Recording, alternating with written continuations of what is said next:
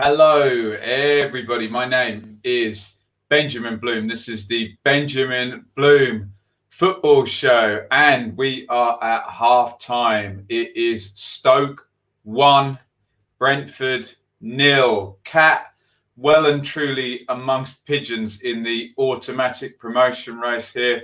It's exactly what happened to West Brom yesterday. The pressure is on, and it looks like it's getting to Brentford. This is not what the Bees wanted. They've played for ages to get their chance. And are they going to waste it? Lee Gregory giving Stoke the lead. 37th minute, that one. But really, Brentford not creating a lot and not getting their normal game going. And this one, Stoke doing a good job. Mid-low block and sitting in nicely, and they got their rewards with the goal. So as it stands, I think we have got a current league table if I just remove the banners. But as it stands, West Brom would hold on to that second place going into the last day of the season, which is absolutely key. There you go. So that is the as it stands table. It would be one game to go each, and Brentford would be going in on the chase. West Brom playing QPR, Brentford playing Barnsley. Also, Leeds United would end today as 2019-20 Championship champions. Try saying that. After drinking what I drank last night. Down at the bottom, really good news for Stoke. Go up to 17th spot, which is realistically 16th spot, given Wigan's 12 points. Although Wigan, as you'd imagine, being Wigan, are winning at the moment at Charlton. So get your thoughts in, get your comments in on how you think that first half went and what we might be likely to see in the second half. I will get to them very, very quickly. We'll just go through the action first. The first 5 minutes very much interrupted by a head injury for Bruno Martins. Indy, a stray arm from Mattis Jensen, but no real sign that he did that on purpose. Stoke looking nice and sturdy from about the 15-minute mark. It's always telling what the plan is when you see a team who plays out from the back have a goal kick, and you can see very clearly it was Vokes and Gregory both just waiting in front of the centre backs, not pressing them, and then it was Powell in behind.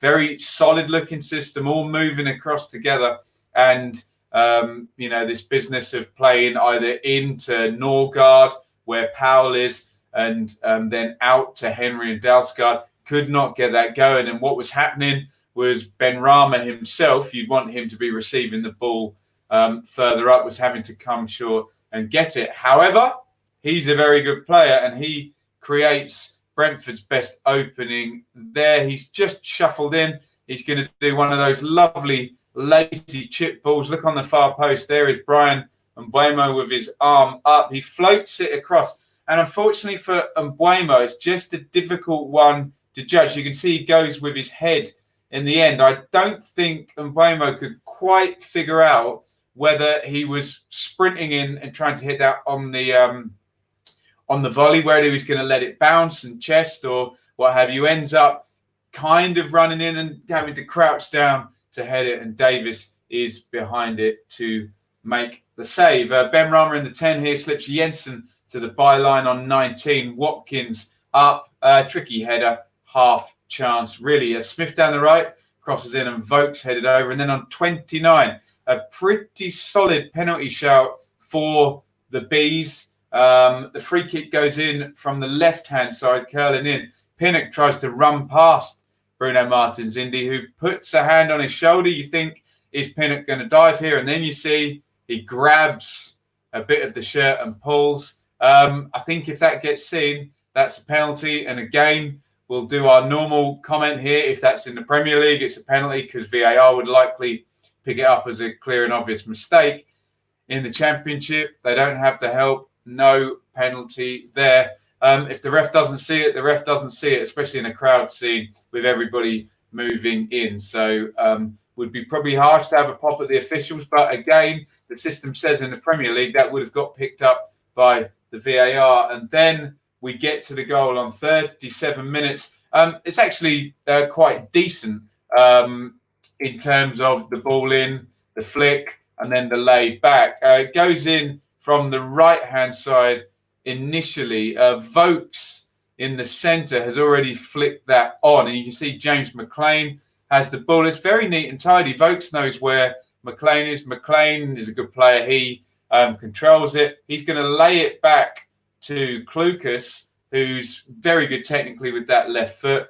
Klukas there hits the shot from the edge of the area with the left foot there. For those of you worrying about offside, you can just see the huge leg of Ethan Pinnock there, long legs, is just playing Lee Gregory onside. So what we have to do is give Lee Gregory credit for timing his run very, very well. He makes the gamble. It's a difficult one for Raya. That is the ball just being parried. You can see even if Raya tries to go with soft hands there are players arriving there. I don't know, is there some question whether he could have handled that shot better? I think what you have to say in that instance is once the ball is flicked on by Vokes, it's actually good. It's good from McLean, quickly moves it. Good from Klukas. It's a good run from Gregory. So I don't really apportion too much blame to Raya there, because even with the soft hands trying to go around the post there, there's still a runner who can maybe slide that in as well. And there you have it. Cat amongst pigeons, well and truly. Let's bring up that league table one more time and then we'll get to your comments. So Leeds would be champions. West Brom, though, is it going to be the let-off of all let-offs for West Brom? Remember, only a draw needed for Brentford to put themselves as firm favourites here, but they're not getting it. And West Brom, again, look like favourites, don't they? It's really on whoever gets the next goal in this game. Does the entire automatic promotion race rest? Down the bottom there, as you can see, Stoke, if it stays the same, are well and truly safe. No one can get anywhere near 53 points there. We'll just quickly, before we go to your comments, I will just bring up on my phone and give you the information from the Charlton-Wigan game. Wigan going a goal up on 9 minutes. I did the ultimate sin. I retweeted and said what a machine they are. And then, of course, Charlton equalised 2 minutes later. But Kieran Dowell, who got a hat-trick in the 8-0, didn't he? And my goal of the week, indeed, gets the second to put Wigan 2-1 up. Let's have a look again at the bottom of the table. Wigan, wow, 58 points. Take off 12. We'll put them on 46. Do you know what? I think I must have frozen that whilst that was a draw. So call that 60 points, in fact. That must be before Kieran Dowell's goal, if my maths is correct. So add 2 more on. It should, I think, be 48 that we're looking at for Wigan. Yes, because Charlton have got 45. Not a very helpful table that I froze on there. I do apologise. But needless to say, more good news for Wigan down at the bottom. Let's have a look at your comments. DJ Skipper says, why don't linesmen make calls in this division? Skipper, it's not only this division. Linesmen don't give decisions anymore. They give offsides and I think they're told to only assist if the referee can't do it. But I totally agree. It's across football. Linesmen do not make decisions. They talk to the ref and the ref gives everything. Mike says, Stoke are up for this. All right. Yes. Playing it nicely. Exactly the same job as Huddersfield, in fact. Sit in, get the goal, and they look reasonably comfortable other than the Mbeumo chance. Bailey says, good half. Come on, Stoke. David, are Brentford and West Brom worried that they won't be covered on this channel next season? No, I don't think they give two hoots, but thank you for the sentiment. Elliot, don't worry, man. He says he could cry. Elliot, the Brentford fan. There's another half. Remember, if this stays 1-0, all it takes is one moment, and it can flip back. What I did want to do just quickly, so I will read more of your comments. Let's just have a look at the benches. We'll look particularly from a Brentford point of view. If they wanted to really shake it up, Jean-Vier can come in and they can go three at the back. But the names you're looking at there particularly are Marcondes, Joel Valencia, Canos, Fosu and Baptiste, all attacking options. And it might be that Thomas Frank has to go for the jugular and actually change the system to counteract what Michael O'Neill is doing. However, that goal really puts the cat amongst the pigeons. Max says, good stuff, Stoke. Mr. Leeds says, Stoke playing well. Come on, Stoke. Remember, champions at the moment. Thomas says, the first time Brentford have had it in their hands, and right now the pressure is getting to them. It's weird with this pressure, isn't it? Congratulations in advance for 10K subscribers. Thank you, Thomas. It is. It's weird how you get these flat, lifeless performances, and certainly West Brom did that yesterday.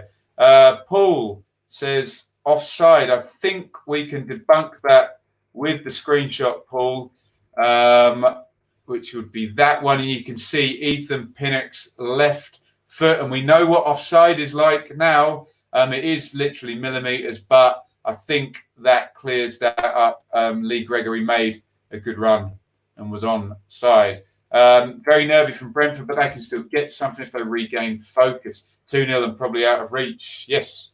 Jay, 1-1 prediction looking good. It is. This was always the question, how would Brentford handle the pressure? And there you go. They haven't managed to do it so far. The Championship never disappoints. It's tough at the top. If it stays like this, Leeds are champions. They're not over yet, but for the first time, pressure is on Brentford. I wouldn't say they've cracked, but it has been flat from the Bees. They're normally so sprightly, so slick and smooth. And give Michael O'Neill some credit. This is what he was trying to do at Leeds, isn't it? But that crazy Tommy Smith tackle in half-time. And, Mr. Leeds, how's my head? It's okay now. A bit of a dehydrated sleep. Right, players coming out. Mr. Benrahma looks nice and relaxed. Jay tells me that Wigan are 2-1 up. Elliot says, I think I'll wait to full time to cry, but the tears are there. Look, things can happen very, very quickly. Sky are going for their turbo break, so that gives me a chance to just quickly say that we will be back as ever at full time. And if I remove my banner, you will see around 2:25. I think we're running to time at the moment. In fact, we might be a little bit ahead. So we will be back at full time. Please come and join me then, and we'll see. Will Elliot, the Brentford fan, be in tears like he's worried about, or will Brentford? One goal changes everything, really does. Context so massive at the moment. Right, we are back. Read the normal plugs about super chats and Patreon, etc. I'm sure you guys have all supported already, and I will see you at full time. It is Stoke 1, Brentford 0 at the moment. Back to West Brom. What's the word I'm trying to think of? The West Brom in the ascendancy. Leeds champions. Not good news for Brentford. Right. Anyway, I will see you at full time. Thanks for watching.